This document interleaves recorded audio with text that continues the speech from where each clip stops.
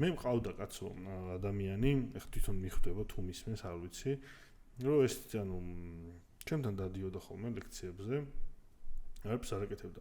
მე არ ვარ ხა ის ტიპი, რომ მაგაში მე ჩემი საქმე არა, შენ თუ გინდა უნდა მომისმინო, გააკეთო. თუ არ გინდა მე არ დაგაძალებ.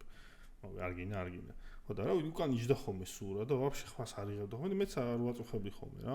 და ერთხელ რაც ისე დაჩო გვიან გავიდა და მარტო გავიჩნდეთ ოთახშია და პარიღა მკითხე რა, რომ მეთქი რა მუღამი გაქვს მეთქი რა, просто რა პუნქტში დადიხარ. მე კი ახმას არ მოვიღებ მეთქი არც იარი.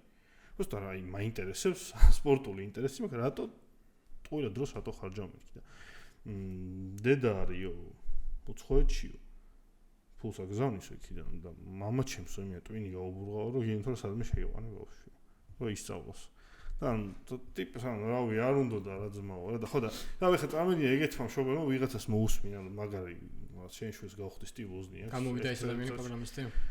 არა რა თქმა უნდა